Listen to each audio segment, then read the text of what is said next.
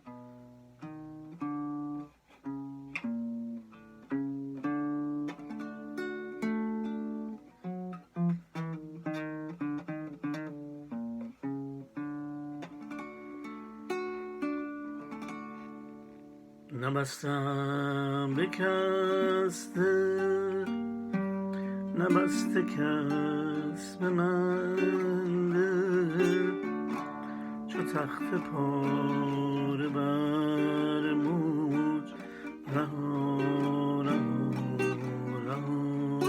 من ز من هر آن که او دور چو دل به سینه نزدیک، به من هر آن که نزدیک از او جدا نه چشم دل بسوی، نه باده در سبوی که تر کنم گلوی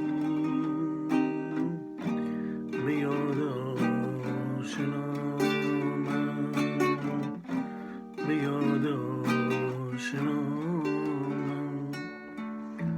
نه چشم دل بسوی، نه باده در سبوی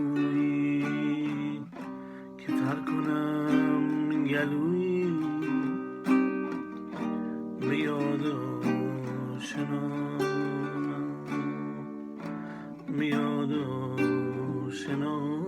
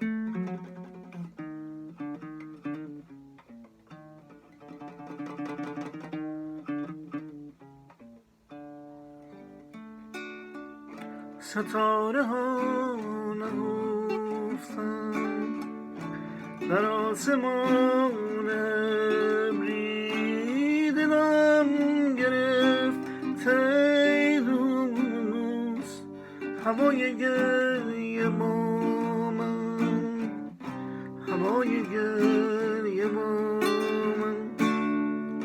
ستاره ها نهفتند در آسمان ابری، دلم گرفت ای دوست هوای گریه با من، هوای گریه با من. دلم گرفت ای دوست هوای گریه با من. نبستم به کس دل، نبسته کس به من دل، چو تخت پاره بر موج رها رها رهانم. ز من هر آن که او دور، چو دل به سینه نزدیک، به من هر آن که نزدیک از او جدا جدا.